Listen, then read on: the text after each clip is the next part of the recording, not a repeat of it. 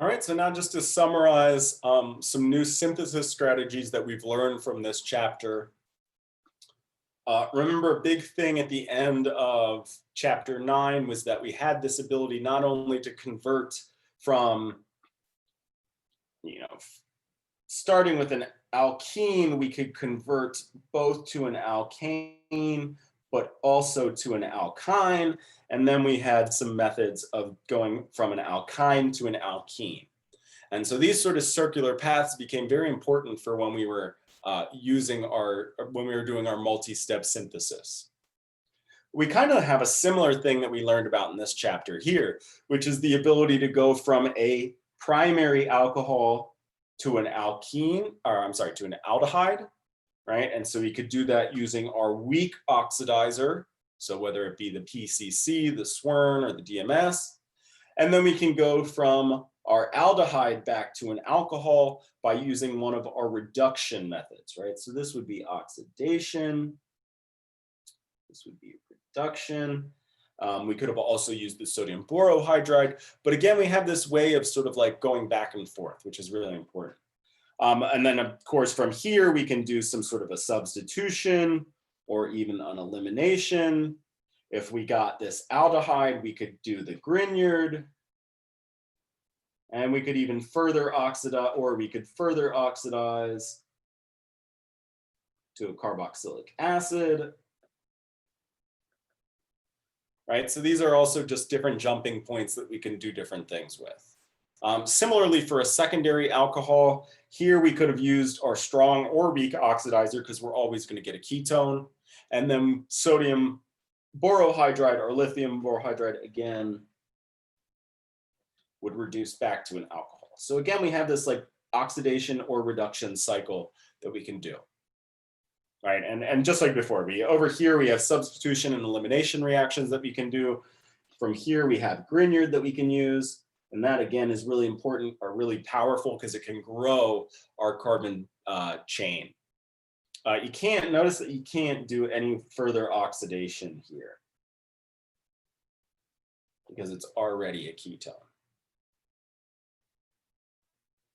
Okay, so again, just sort of thinking about these things in the same way, we know how to convert from alkanes to alkenes, but also to get, and then alkenes to alkynes, but we can also oxidize alcohols to aldehydes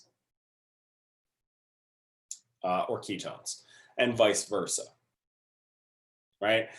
We can reduce as well, replacing these in this case with nothing special through a variety of methods, right? And then we can convert from alcohols to alkenes using elimination, or alkyl halides to alkenes using elimination, or vice versa, go from alkenes to alcohols using addition, or alkenes to alkyl halides using addition, etc.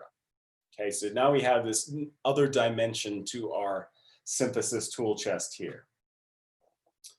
And again, a really important thing to remember from this chapter that's really powerful is the ability to create new carbon-carbon bonds using that Grignard reagent. The Grignard is really, really powerful.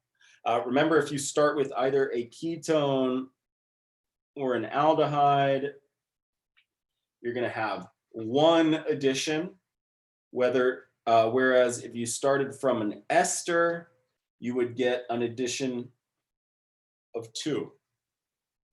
Right, so you would have two of those alkyl groups, and in this case, they're using this like methyl Grignard. It's important to remember that this could be absolutely anything, right? It could be just generic R group, it could be big, little, aromatic, non-aromatic, doesn't matter, right? So that's one of the powerful things about Grignard.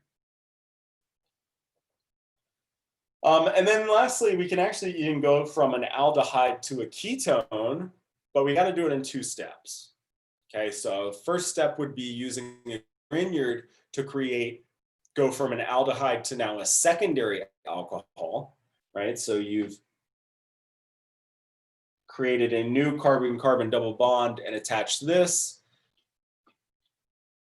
We have that hydrogen still from our aldehyde. Remember that Grignards don't get rid of hydrogens or anything like that. And then we can oxidize this to get to a ketone. Right, so once we get our alcohol, because we still have that alpha hydrogen, we can further oxidize. So this would be using something like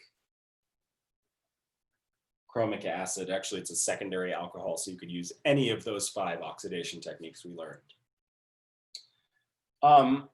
Okay, so yeah, so the first step would be to create your new carbon-carbon double bond with your Grignard, and then create an alcohol by adding water. Remember, all the water really does is protonate that alkoxide ion, and then further reducing to get a ketone, right? So we can create a ketone from an aldehyde using the methods that we learned in this chapter.